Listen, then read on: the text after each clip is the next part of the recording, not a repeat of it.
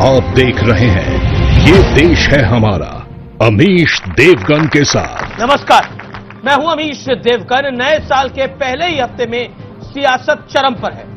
संसद से सड़क तक राफेल का रण छिड़ चुका है।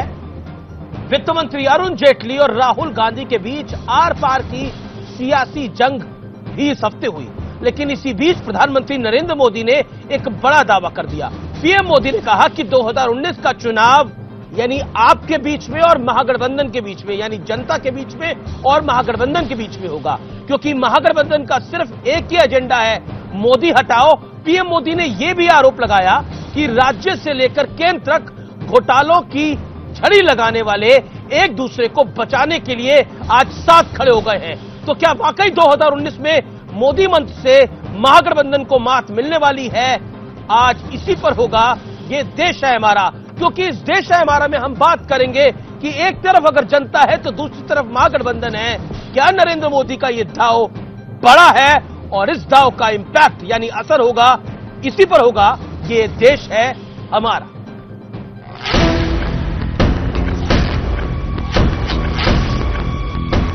आखिर महागठबंधन ये क्यों बन रहा है?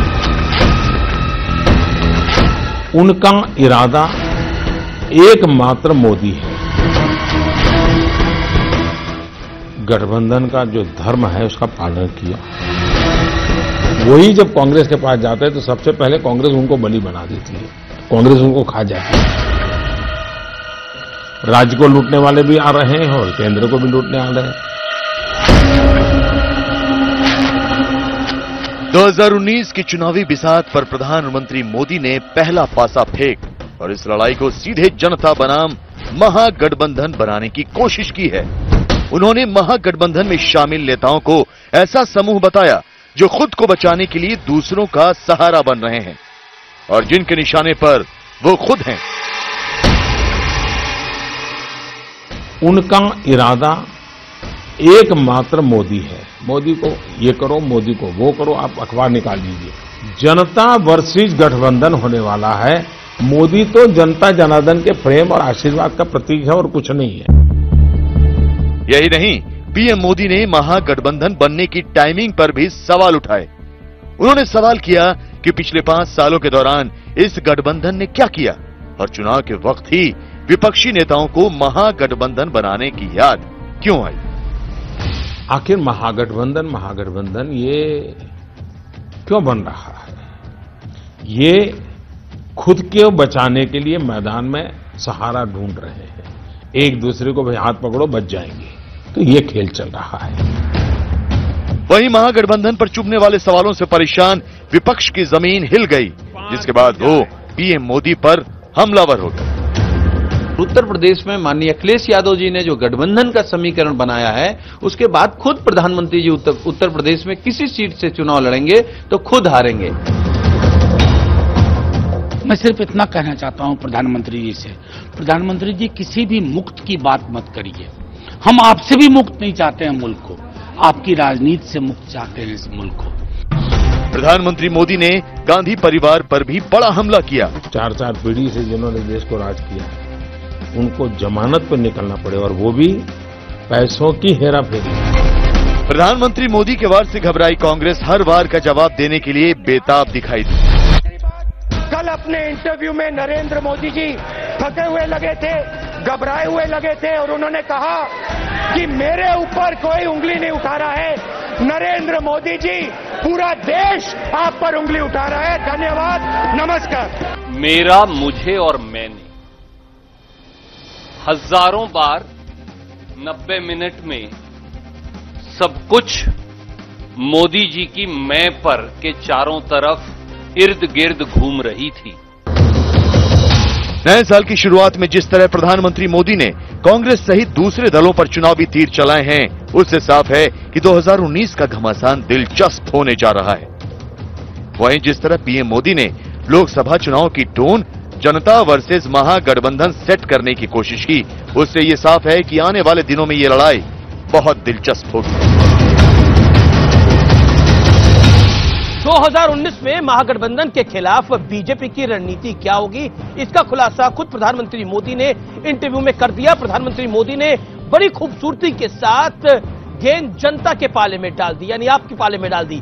पीएम मोदी ने साफ कर दिया कि खुद को बचाने के लिए महागठबंधन की साथी सहारा खोज रहे हैं। अगर प्रधानमंत्री मोदी 2019 में जनता बनाम महागठबंधन का नैरेटिव सेट करने में कामयाब रहे तो शायद बीजेपी को उतना नुकसान नहीं होगा जितनी अटकलें लगाई जा रही हैं। प्रधानमंत्री मोदी ने नोटबंदी से लेकर जीएसटी तक विपक्ष के प्रोपेगेंडा का बखूबी जवाब दिया।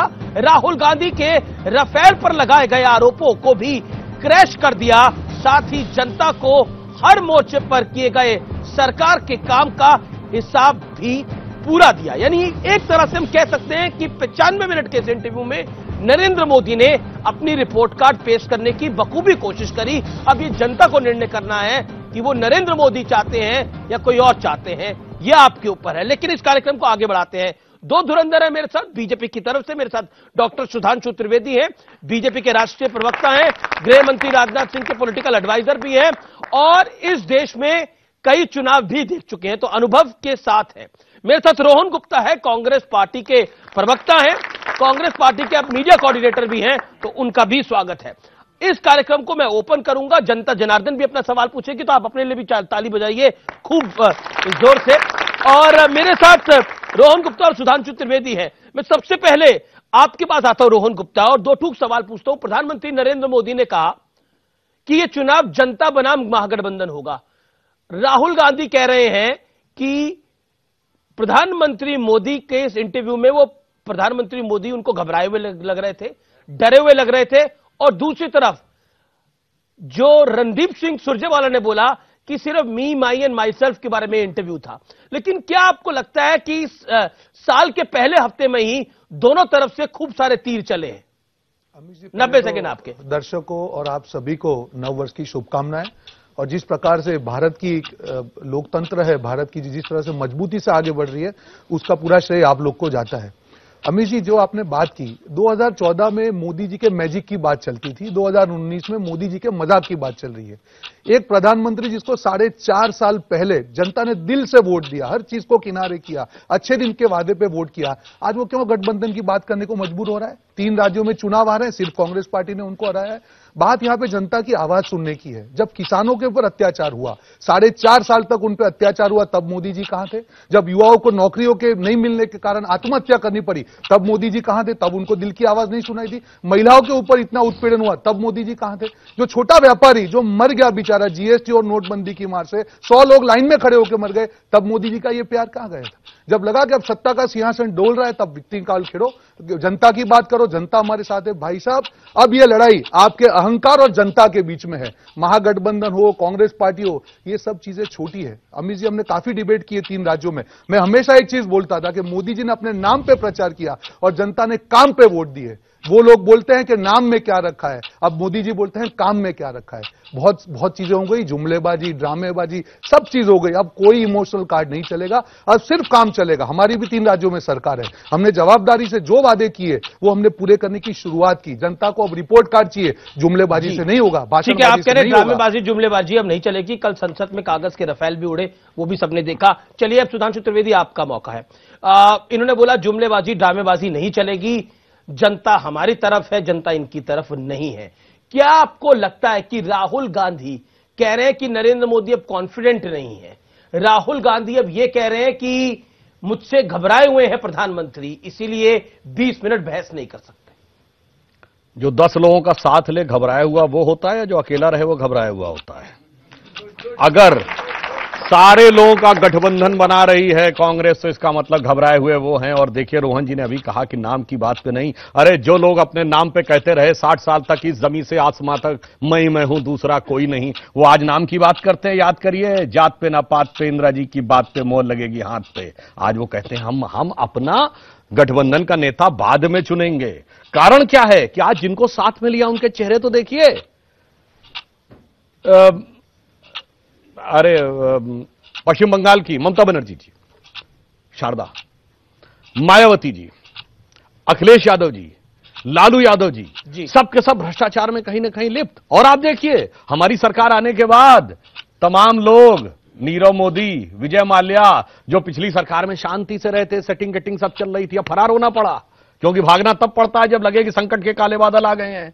और दूसरी तरफ इनके वर्तमान अध्यक्ष और पूर्व अध्यक्षा दोनों लोग जमानत पे हैं, और उसके बाद इनको गठबंधन में कोई दरार नहीं दिख रही। मैं एक ही लाइन कहना चाहूंगा, इस महागठबंधन में नहीं दिखती कोई दरार, क्योंकि हर दीवार पे चिपके हैं मोदी विरोध के इश्तेहार, और इस सिरे से उस सिरे तक सब शरीके जुर्म हैं, कोई तो जमानत पे रिहा है और कोई है फरार।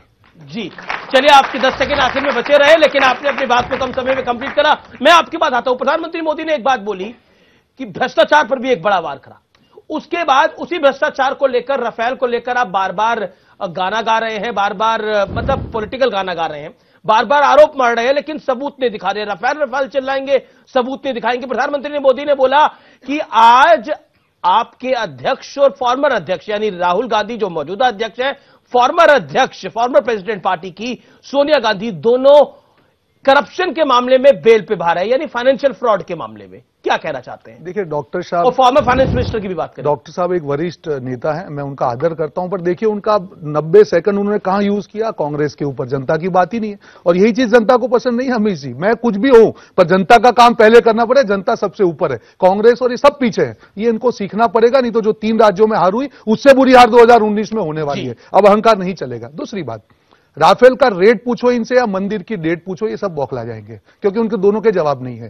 देखिए राफेल के रेट की तो बात हुई सुप्रीम कोर्ट कहीं नहीं, सील पर लिफाफे में रेट दिया गया, उसको आप नहीं, जो सुप्रीम कोर्ट का, सुनिए मेरा जवाब ले लीजिए। मान गई, बिल्कुल नहीं, बिल्कुल नहीं मान रही। अंतरात्मा की बात नहीं बोला है। सुप्रीम कोर्ट ने क्या बताया? सुप्रीम कोर्ट ने हमें ये बताया कि हमारे अधिकार क्षेत्र में नहीं है। आज तक प्राइस नहीं बता पाई बीजेपी प्राइस। हम सिर्फ प्राइस मांग रहे हैं। कल भी राहुल गांधी जी ने बताया कि आप जेपी से हम लोग क्यों मांग कर रहे हैं, आप हमको प्राइस बता दीजिए। आप ये बता दीजिए कि आप एचएएल की जगह पे अनिल अंबानी जी कैसे आ गए? बेल वाले मामले पर तीसरी चीज बेल पर 126 फाइनेंशियल फ्रॉड पे जो बेल पे बाहर है, उस पर आप देखिए आज प्राइम मिनिस्टर ने बोला, जो कल बात करी अरुण जेटली ने भी। सुनिए, ऐसा है, राहुल जी हो या सोनिया जी हो, बीजेपी को कितने भी प्रहार करने हो कर ले, बेल पे बेल कहां? देखिए आज मैं किसी भी केस को बना लूं, आज नेशनल हेराल्ड की बात हो, सरकार को जो अत्याचार करने हो करे, हम लोग कहीं पे भी सरकार को, बिल्कुल मैं यही बता रहा हूं। ये कोर्ट अत्याचार, देखिए जिस प्रकार से केस बनाया गया, जिस प्रकार से ईडी का यूज हो या सीबीआई का यूज, मिसयूज जो हो रहा है, पहली बार देश के स्वतंत्रता के बाद में राहत क्यों नहीं दी? देखिए अगर केस किसने रखा तो बेल इसीलिए दी ना। बेल क्यों दी? क्योंकि उसमें दम नहीं था। राहत क्यों नहीं दी? कोर्ट ने राहत दी है। आज अमित शाह जी किस पे है? अमित शाह जी बेल पे नहीं है क्या? क्या आप क्या बोलेंगे? वो मुजरिम है? आप बता दीजिए, मैं मानने को तैयार हूं। के मामले में आप बताइए, वो आज बेल पे है? सहाराबुद्दीन के मामले में आप कह रहे हैं। देखिए आज बेल पर तो बाहर नहीं है अभी, मैं वही बोल रहा हूँ, बेल पे तो है। बेल पर तो बाहर नहीं है, बेल पे ही आप चेक करा लीजिए। आप बेल, अरे आप चेक करिए ना भाई साहब, वो कितना टाइम बेल पे रहे? जब आपके मुखिया बने तब भी वो बेल पे थे।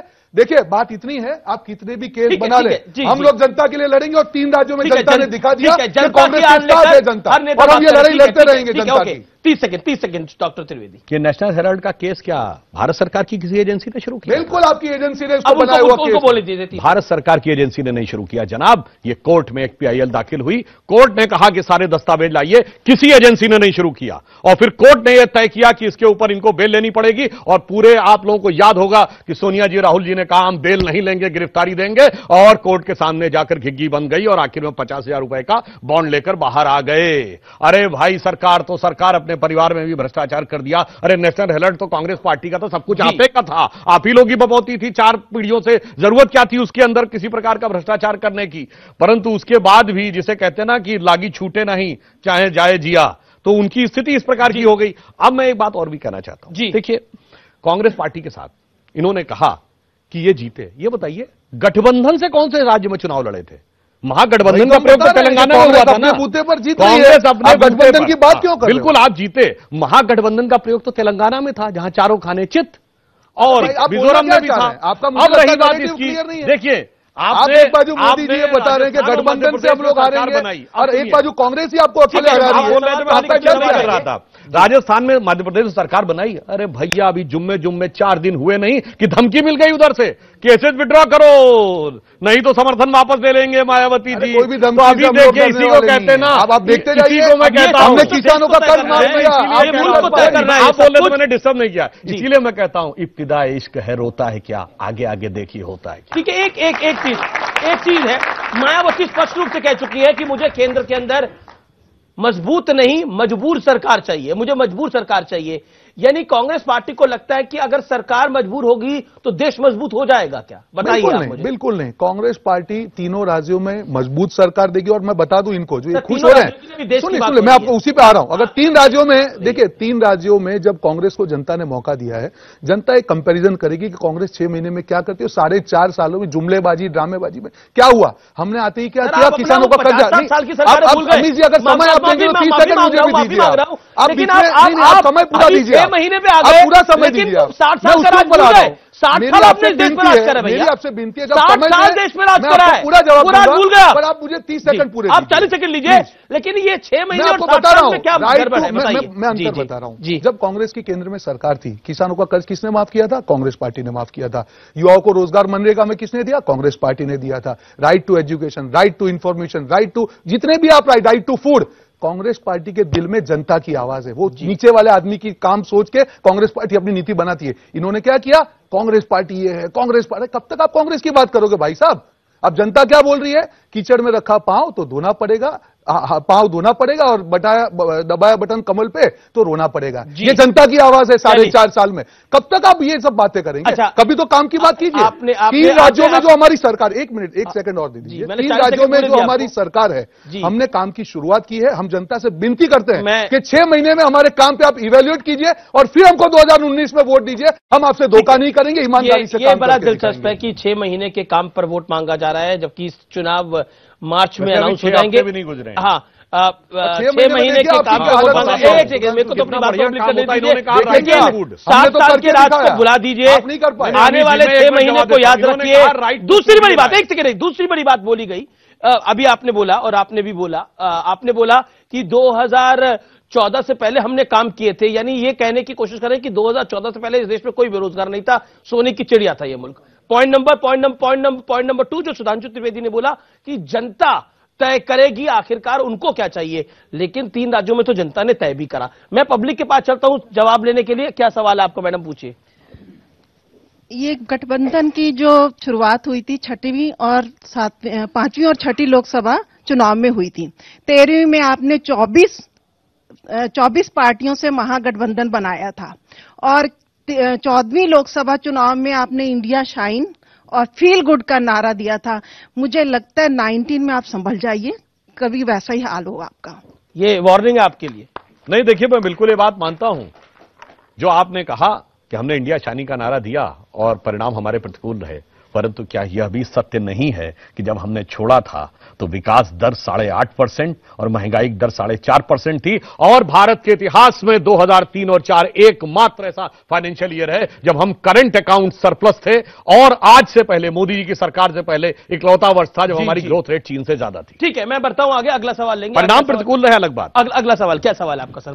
सर ऐसा है, मेरा कांग्रेसी सवाल है जी। मैं ये कहता हूँ जो महागठबंधन बन रहा है जी, ये पलटी खिलाने वाले हैं। मायावती पलटी खिलाती है, वो ममता बनर्जी भी पलटी खिलाती है, अखिलेश ओले भी पलटी खिलाते हैं। कल कांग्रेस के युवराज को पलटी तो ना खिला देंगे ये लोग? ठीक है, मतलब ये कह रहे हैं आपका लेता तय नहीं है, आपका मिशन एक है मोदी हटाओ, किसको लाओ पता नहीं। या तो ये मिशन है पहले मोदी से निपटेंगे फिर आपस में निपट लेंगे। बिल्कुल नहीं अमित जी, हमारा मिशन है लोकतंत्र बचाओ, हमारा मिशन है देश बचाओ, हमारा मिशन है देश को अहंकार से मुक्ति दिलाओ।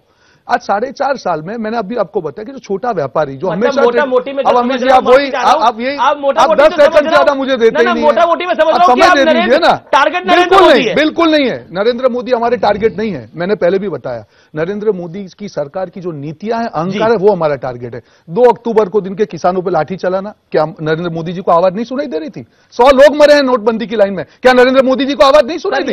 ये राज्यों में जो हाल हुआ है 80%, उनका ही जवाब मैं दे रहा हूं, 80% जगह पे जहां पे मोदी जी ने कैंपेन किया वहां मोदी जी हारे। जवाब तो दीजिए। बिल्कुल नहीं, देखिए हमारा जो गठबंधन है 3 राज्यों में कांग्रेस पार्टी अपने बूते पर सरकार बना कर, जनता ने हमको आशीर्वाद दिया। आगे की बात जब है, देखिए हर राज्य में अलग समीकरण है। उत्तर प्रदेश के अलग समीकरण है, बिहार में अलग समीकरण है, और जैसे हमारी बहन जी ने बताया, मानते हैं नहीं, उनका सवाल, देखिए वो आप नंबर्स पे आने दीजिए ना, नंबर्स पे हम लोग आप कांग्रेस पार्टी के जो मैं बता रहा हूं, कांग्रेस पार्टी के हमारे उम्मीदवार वड़ा प्रधान के राहुल गांधी जी हैं, और हमारे नंबर्स आएंगे और राहुल गांधी जी ही प्रधानमंत्री बनेंगे, मैं आपको विश्वास के साथ। ठीक है, अब आपको जवाब मिल गया। रोहन गुप्ता, अरुण जेटली ने संसद में बोला कि आपकी पार्टी का इतिहास है डिफेंस डील में बिचौलियों को साथ रखने का, चाहे वो कॉथरोची हो, अभी क्रिश्चियन मिशेल का मामला हो। क्रिश्चियन मिशेल ने मिसेस गांधी और सन ऑफ इटालियन लेडी की तरह की बातों का खुलासा करा है।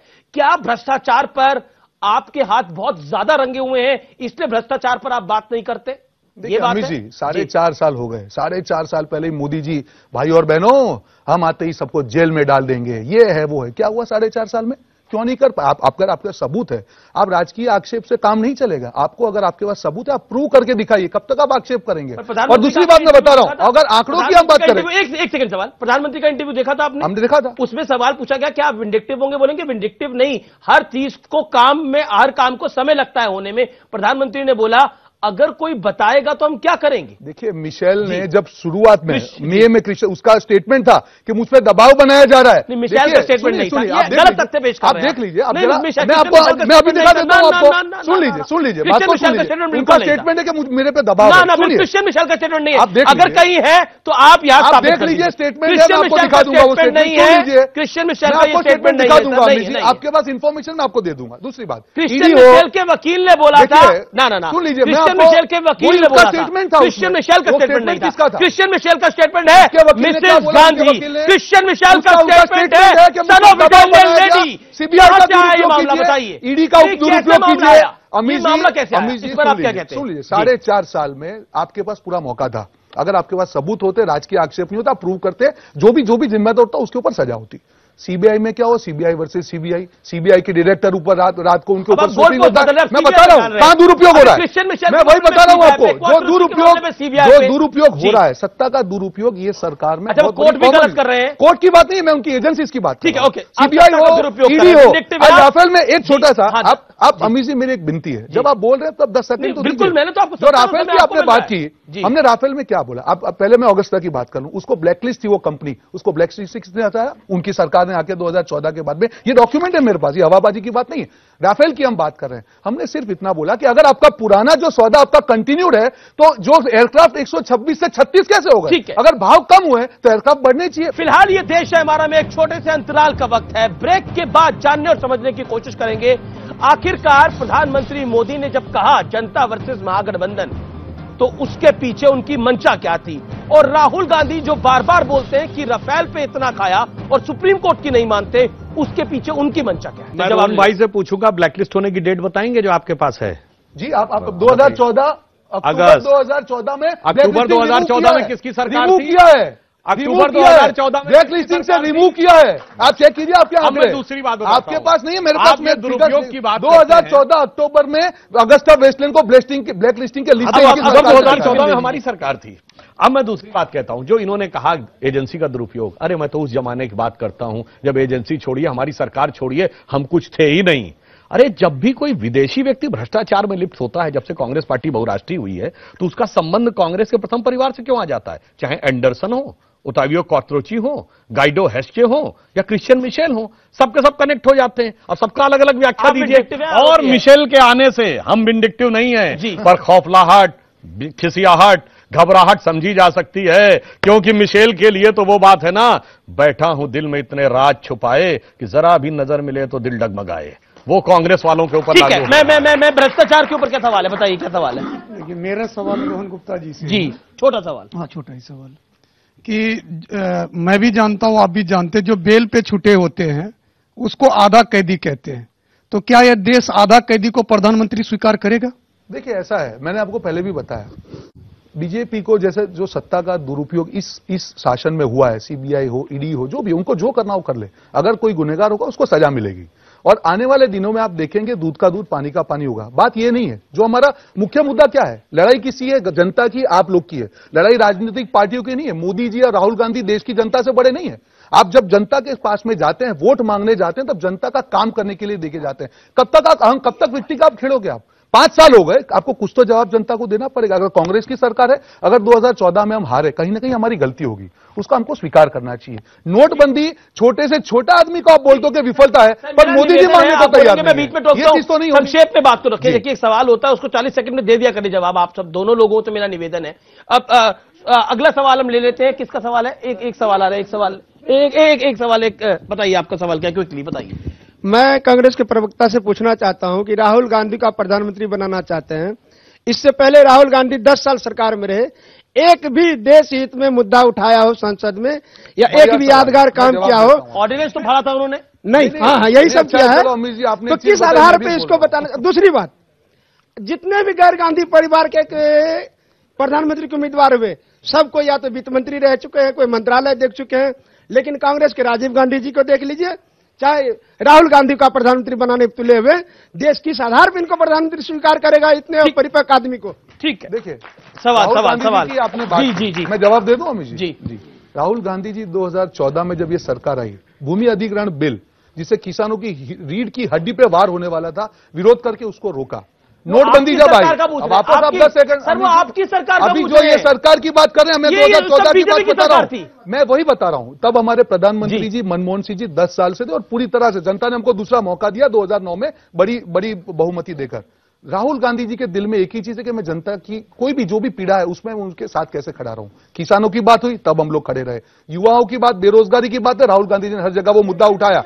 मैं सुन लीजिए, अब जब छोटे व्यापारी की बात आई, नोटबंदी, जीएसटी की, राहुल गांधी जी के प्रेशर के बाद में ये सोई सरकार को उठकर 28% जो मैं इस सवाल को थोड़ा सरल कर देता हूं, 4 जगह पे लाना पड़ा। मैं आपको इस सवाल को थोड़ा सरल कर देता हूं आपके लिए। उन्होंने सवाल पूछा कि उन्होंने अपनी सरकार में कौन सा ऐसा बड़ा काम किया देश हित का, बताइए। बिल्कुल, वो उन्होंने सवाल पूछा। अब मैं तो सरल कर देता हूं। आप राहुल गांधी की 5 ऐसी खूबियां बताइए कि जनता उनको प्रधानमंत्री चुने। 5 ऐसी खूबियां सुनिए, 1 2 3 4 5, जल्दी से 20 सेकंड में बता दीजिए। देखिए, राहुल गांधी जी की सबसे बड़ी खूबी है कि जहां पे भी अन्याय की बात होगी या जनता के साथ में गलत होगा, राहुल गांधी जी खड़े रहेंगे। उनकी सबसे नंबर 2, राहुल गांधी जी में कभी भी अहंकार की बात नहीं है। आज जब भी हम लोग साथ में रहे, जो भी उनकी जो यात्रा हुई, छोटे से छोटे कार्यकर्ता के साथ में वो साथ में रखे।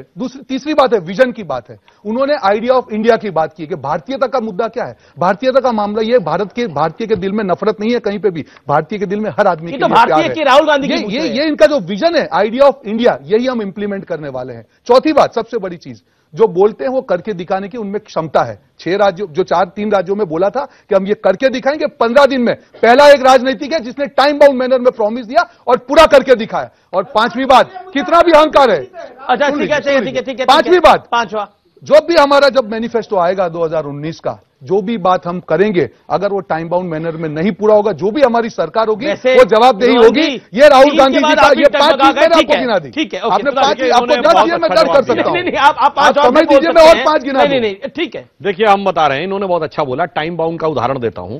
गरीबी हटाओ का नारा कब दिया था? 1970 में। नहीं, टाइम आउट। और इन्होंने 2013 में कहा कि हम खाद्य सुरक्षा देंगे। 2 मिनट बोले लगातार, नहीं बोले। 43 साल के बाद, जिनमें 37 साल इन्हीं की सरकार रही, तब ये कहते हैं कि अब हमें भारत के 2/3 लोगों को 2 जून की रोटी मैसर करानी है। ये इनका है टाइम बाउंड प्रोग्राम। हम लोगों ने बचपन में पढ़ा कि नेहरू जी ने कहा था कि we are making the nation, और 2013 में आपने टीवी पे खूब सुना, हो रहा भारत निर्माण 66 साल के बाद। यह है टाइम बाउंड प्रोग्राम। और दूसरा, उन्होंने कहा कि राहुल गांधी जी के अंदर बिल्कुल अहंकार शून्य है, क्योंकि हम नहीं कह रहे हैं, कांग्रेस के खुद वरिष्ठ नेताओं ने कहा कि जब वो मिलने गए, मिलने का समय नहीं दिया, कुत्ते को बिस्कुट खिलाते रहे जब तक कि वो लोग उनसे बात करते रहे। और प्रधानमंत्री जी का इतना सम्मान किया कि उनका अध्यादेश, अरे वो फोन कर देते तो अध्यादेश विड्रॉ हो जाता, वो फाड़ के फेंक दिया। अरे पब्लिकली फाड़ के फेंक दिया। और ये नफरत के खिलाफ, सुनिए, नफरत के खिलाफ सबके साथ इतने हैं कि अरे भारत नहीं, अमेरिकी अधिकारियों जाके बोलते हैं कि देश के लिए हिंदू आतंकवाद सबसे करेगी,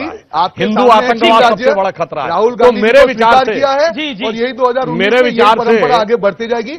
आप राहुल को भी, मेरे विचार से राहुल गांधी के बारे में बोलते जाइए, जनता हमारे बारे में, मेरा विचार से यह है ईमानदारी से हम जनता की एक कहावत होती है कि आप प्लेन पेपर पे कुछ भी लिख सकते हैं, पर राहुल गांधी जी और उनके परिवार का 4 पीढ़ियों से चाल, चिंतन, चेहरा, चरित्र जो भारत के जनमानस पर अंकित है, उसे राहुल गांधी जी के द्वारा की गई नाटकीयता बदल नहीं सकती। एक बड़ा मौलिक सवाल है कि महागठबंधन बनाम जनता, जैसा प्रधानमंत्री मोदी ने बोला, या फिर महागठबंधन बनाम नरेंद्र मोदी, जैसा महागठबंधन बोलता है, दो चीजें बड़ी अहम है कि अगर हमारे देश के अंदर कमजोर सरकार होगी, यानी मजबूर सरकार होगी मायावती के शब्दों के अंदर, तो क्या वो बड़े फैसले ले पाएगी? एक बड़ा प्रश्न है, इसको आप जरूर सोचिएगा। लेकिन इसी बीच मैं आपको एक इंपॉर्टेंट बाइट दिखाता हूं प्रधानमंत्री नरेंद्र मोदी की और नसरुद्दीन शाह की, जिससे आप एक मुद्दे को समझने की कोशिश करेंगे और फिर हम उस पर बहस को आगे बढ़ाएंगे।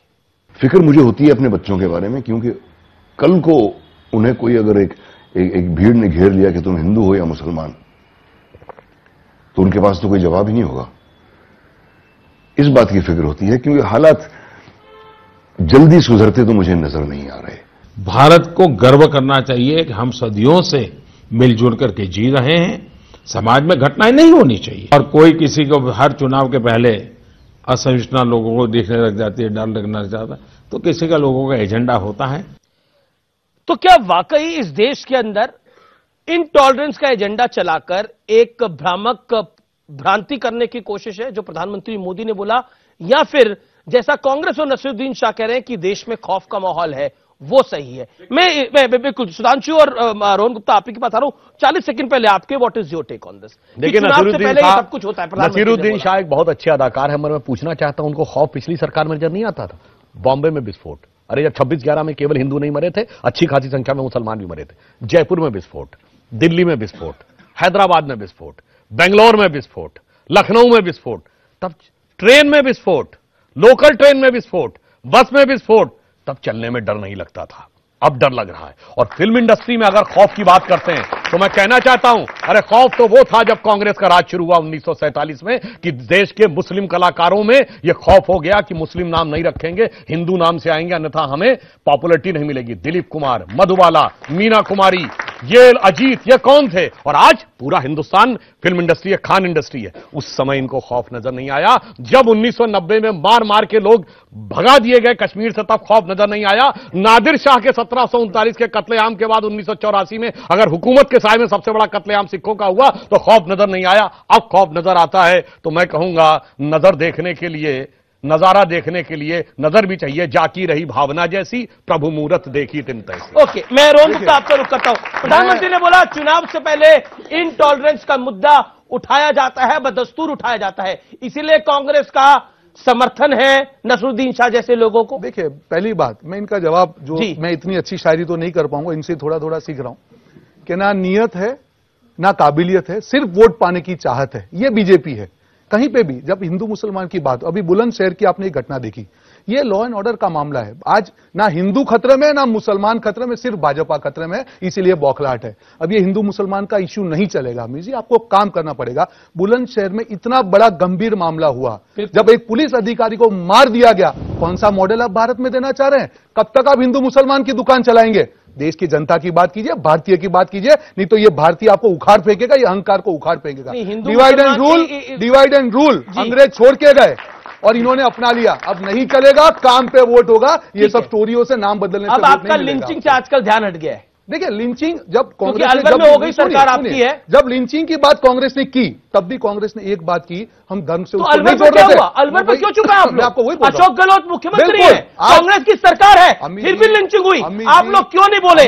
मोमबत्ती गैंग क्यों नहीं निकला? जवाब दीजिए इस बात का, सबसे जवाब दीजिए। जब लिंचिंग की कांग्रेस ने बात की, जब हमने उसको धर्म के मैं अलवर की बात कर रहा हूं, लॉ एंड ऑर्डर की बात की, लिंचिंग हुई है, सुन लीजिए, कांग्रेस का शासन है, लिंचिंग हुई है, और इस देश की सबसे बड़ी मॉब लिंचिंग 1984 में हुई, जिसमें कांग्रेस नेता संजय कुमार बीजेपी की बात मत कीजिए अमित जी, ये बीजेपी की बात मत कीजिए, ये देश की बात होगी। जो भी जिम्मेदारी उसको सजा होगी, जो भी उसको सजा हो, हम देश के साथ में हैं। आप ये बात इसलिए मत कीजिए, जब भी मॉब लिंचिंग की बात की, कांग्रेस ने कभी धर्म की बात नहीं की, कांग्रेस ने सिक्योरिटी की बात की। कांग्रेस की सरकार हो, कोई भी सरकार हो, जहां पे भी निर्दोष के ऊपर अत्याचार होगा, कांग्रेस पार्टी उसके खिलाफ खड़ी रहेगी। आप उसको धर्म के साथ, बिल्कुल, जो भी लिंचिंग है वो गलत है, शासन में लिंचिंग हुई, गलत है, सरकार हम बता रहे हैं गलत है। आपके शासन में कौन करवा रहा है? अगर हमारी सरकार आगे देखेंगे आप, जिस प्रकार के स्टेप होगी, इस प्रकार की घटना हमारी सरकार में होती थी ना होगी आने वाले दिनों में। सुधांशु जी से मेरा ये सवाल है, मैं कहता हूं कि मोदी जी को बिल्कुल भी महागठबंधन से घबराने की जरूरत नहीं है। आपने काम अच्छा किया, आप ही को वोट मिलेगा।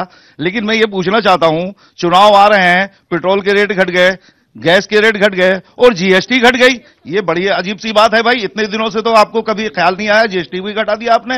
रोजगार दीजिए लोगों को, आवाम को रोजगार दीजिए, कारोबार नहीं है। नोटबंदी से लोग परेशान हो गए, जीएसटी से परेशान है, आप इसके बारे में भी कभी बात बहुत कीजिए। माकूल सवाल इन्होंने किया। मैं आपको बताना चाहता हूं कि पेट्रोल के दाम क्यों बढ़े, क्योंकि पिछले 6 महीने पहले 3 अंतर्राष्ट्रीय कारणों से पेट्रोल के दाम बढ़ गए थे। नंबर 1, ओपेक देशों ने अपना उत्पादन कम कर दिया था। नंबर 2, अमेरिका ने वेनेजुला और ईरान पर प्रतिबंध लगा दिया था, इस कारण से और तीसरा, अमेरिका ने अपने अंदरूनी, मुझे पूरा जवाब दे लीजिए, उसका टेक्निकल जवाब दे रहा हूं, इसीलिए क्यों बढ़ गए। और अमेरिका ने अपने अंदरूनी कारणों से डॉलर पे रेट ऑफ इंटरेस्ट बढ़ा दिया था, इसलिए सारी करेंसीज डाउन होने लगी थी। जैसे स्थितियां सामान्य होने लगी, रेट कम होने लगे। मैं इनको बीजेपी से जानती हूँ, नाम से नहीं जानती। दरअसल ये देश हमारा है, फिर भी हम बेसहारा हैं। कौन सी पार्टी आएगी जो हम मुस्लिम अदर सारी महिलाओं को सहारा देगी? कब हम लोग अपने आप को सुरक्षित समझेंगे? आप इस बात का मुझे सबसे पहले जवाब चाहिए आपसे। आप बहुत अच्छा सवाल किया है। देखिए, ये देश हमारा है। आपको पता है, जब ये देश आजाद हुआ तो लाल किले पे सबसे पहली शहनाई किसने बजाई थी? उस्ताद बिस्मिल्लाह खान ने। इस देश के लिए शहीद होने वाला आर्मी का पहला गैलेंट्री वार कौन था? ब्रिगेडियर मोहम्मद उस्मान। ठीक, पूछिए, कोई गया कभी ब्रिगेडियर उस्मान के घर पे? कोई गए कभी उस्ताद बिस्मिल्लाह खान घर पे? और वीर अब्दुल हमीद की शहादत। देखिए, आप मैं यही कह रहा हूं, आप महिला सुरक्षा के लिए कब पुख्ता कदम उठाएंगे? महिला सुरक्षा यानी 3 तलाक से आजादी। पूछ लीजिए, 3 तलाक से आजादी के अलावा हमें अपनी सुरक्षा, हमें अपना खुला माहौल जहां हम खुल के जी सके, वो बहुत अच्छी बात है, बहुत अच्छा सवाल है, बहुत सही सवाल है। इसीलिए तो मैं कहना चाह रहा हूं, स्किल इंडिया हो या हुनर, उसके सब हमने ये देख के नहीं कहा कि हम किसी मुस्लिम या दलित को दे रहे हैं, हमने हर गरीब को देने की कोशिश की। यदि ये मैं पूछना चाहता हूं, यदि स्वच्छता का कवर हमारी सरकार आने से पहले 40% था, आज 97% हो गया, तो सब कवर हुए कि नहीं? अब मैं जिन्हें 1 मिनट में मुस्लिम वाले सवाल पर भी जवाब देना चाहता हूं। एक मिनट, हम बड़ी छोटी सी बात है, एक सेकंड मेरी बात सुनिए, बड़ी छोटी सी बात है। हमारे देश के अंदर 3 तलाक की कुरीति है, जैसे सती कुरीति थी। सती एक खराब व्यवस्था थी हिंदू धर्म के अंदर, जिसको बदला गया। 3 तलाक एक खराब व्यवस्था है, जिसको कोर्ट कह चुका है, supreme court, honourable supreme court कह चुका है कि बदलना चाहिए, और बदला जा रहा है। लेकिन अभी भी संसद में यह पास नहीं हो रहा है। लोकसभा में आपने पास कराया, राज्यसभा में फिर अटक गया। आखिरकार महिलाएं यह भी जानना चाहती हैं, जो इस समय टेलीविजन के माध्यम से आपको करोड़ों महिलाएं देख रही होंगी, कि आखिरकार उससे आजादी मिलेगी कि नहीं मिलेगी? बताइए। ट्रिपल तलाक हो या सती, दहेज हो या पर्दा प्रथा या बाल विवाह, यह किसी धर्म संप्रदाय से नहीं था, यह नारी स्वाभिमान और इक्वलिटी का विषय था। मगर अफसोस है कि हर तरीके से देखिए देश कितना बदल गया। आपने कहा ना देश है हमारा, एक दौर था शाहबानो केस में, जब कोर्ट ने कहा था 80 रुपया देना था 70 साल की एक महिला को, तो इन्होंने अपने प्रचंड बहुमत का उपयोग करके लाके पलट दिया था केंद्र में। अब खामियाजा भुगता है। तो अब सायरा बानो के जमाने तक आते आते हमने लाकर उसको पलटने की कोशिश की, अब भी अटका रहे हैं। वक्त बदलता है, पीढ़ी बदलती है, वैसे आप कहते हैं हम युवा भारत के साथ है, वैसे आप कहते हैं मॉडर्न इंडिया के साथ है, राहुल गांधी की सोच प्रोग्रेसिव है, लेकिन 3 तलाक के मामले में आपने संसद में उस मामले को राज्यसभा में लटका रखा है। आपको कोफ्त नहीं होती है बात सोचकर? सबसे बड़ी चीज 3 तलाक के मामले में अगर कांग्रेस का आपने स्टैंड देखा हो, कांग्रेस ने 3 चीजें बात की है। जो अलाउंस की जो बात है, अगर उसमें आप ठीक से पढ़ेंगे, अमित जी वापस 10 सेकंड आप बोलने देंगे? आप मुझे बोलने देंगे? आप मुझे बोलने देंगे? जो एक्ट बनता है उसकी प्रोविजंस कौन तय करती है? सरकार तय करती है। तो एक्ट बन रहा है, हमने हमारे सजेशंस दिए कि जो उसमें जो प्रोविजंस है बिल्कुल नहीं माने गए। आज भी मैं आपको डिस्कशन के लिए तैयार हूं। सब्सिडेंस की बात है, कंपेंसेशन की बात है, की बात है। तीनों में अगर जिस प्रकार के जो हमने क्या बोला, कांग्रेस ने बोला कि आप ये कीजिए, हम आपके साथ में, पर आप उसको उस हिसाब से कीजिए। नहीं, बिल्कुल नहीं, पर आपको उसके प्रोविजन आपको देखने पड़ेंगे कि लॉन्ग टर्म में महिलाओं के साथ अन्याय ना हो। अच्छा ठीक है, अगला सवाल। मैं डॉक्टर वीरपाल सिंह 3 तलाक के साथ सुनो, मेरा सवाल गुप्ता जी से है। गुप्ता जी, एक बात बताइए, आप ये देख रहे हैं देश है हमारा, ऐसा कहने पर तो आदमी के रोंगटे वैसे खड़े होते हैं। आप इतना सोचो, इस देश में ये पार्लियामेंट के एक बार होली ठप कर रखी आप लोगों ने। क्या यार राहुल गांधी को क्या इतनी समझ नहीं है? 1-1 मिनट के करोड़ रुपए खर्च हो रहे हैं वहां पे। इतनी जनता का इसको पार्लियामेंट को कब चलने दोगे? ट्रिपल तलाक पे कब सपोर्ट करोगे? ठीक है, 3 चीजें आपने एक बहुत अच्छा सवाल पूछा। पार्लियामेंट पे चलने की बात है, हम किस चीज के लिए लड़ रहे हैं? 1,30,000 करोड़ देश की जनता का इन्होंने गबन किया है राफेल के नाम पे। हम उस पर सवाल पूछ रहे हैं। जितने भी भ्रष्टाचार के मामले हैं, जब भी सरकार से जवाब मांगते हैं, एक अहंकार से जवाब देने की इनकी क्योंकि आदत ही नहीं है। अगर हम कुछ भी बोलेंगे तो ये जवाब देंगे, सवाल उसके बाद तय होगा, ये नहीं होगा। आपको, आप अगर सत्ता में है 4.5 साल बाद में, तो आपको जवाब तो देना ही पड़ेगा। और जब तक आप ये करेंगे तब तक कांग्रेस पार्टी। देखिए, उन्होंने बोला जो कल अरुण जेटली जी ने भी कहा था, 58,000 करोड़ की डील में 1,30,000 करोड़ रुपए का घोटाला हो गया। अब मैं कहना चाहता हूं ट्रिपल तलाक पर ये कहते हैं हम, अब मैं अपना वाक्य पूरा कर लूं, ये ट्रिपल तलाक पे कहते हैं हम तो ट्रिपल तलाक के साथ हैं और दिल से खिलाफ हैं, यानी वही स्थिति ना। होठों पे इकरार की हालत, दिल में है इनकार, जीना भी मुश्किल, मरना भी। ठीक है सर, शुक्रिया आप दोनों का। नहीं, बहुत बहुत शुक्रिया। ये बहस चलती रहेगी, पब्लिक का भी बहुत बहुत शुक्रिया। चलते चलते देश हित की बात करेंगे। जनता बनाम महागठबंधन के नारे के साथ 2019 के चुनावी मैदान में उतर रहे प्रधानमंत्री मोदी ने विपक्ष की टेंशन जरूर बढ़ा दी। अगर जनता गठबंधन के खिलाफ खड़ी हो गई तो मोदी को हटाने का विपक्ष का सपना चकनाचूर हो जाएगा या फिर अधूरा रह जाएगा। तय आपको करना है, मोदी वर्सेस महागठबंधन या फिर जनता वर्सेस महागठबंधन, क्योंकि ये देश है हमारा। निर्णय हमें करना है कि इस मुल्क के लिए जरूरी क्या है, इस मुल्क के लिए आवश्यक क्या है, क्योंकि ये देश है हमारा। मैं बार बार बोलता हूं, ये बहस नहीं, ये चर्चा है। ये चर्चा के साथ एक बड़ा आंदोलन है जिसमें हम देश हित की बात को सबसे ऊपर रखते हैं। अगर ये देश रहेगा तो मोदी भी रहेगा और राहुल गांधी भी रहेगा। नमस्कार।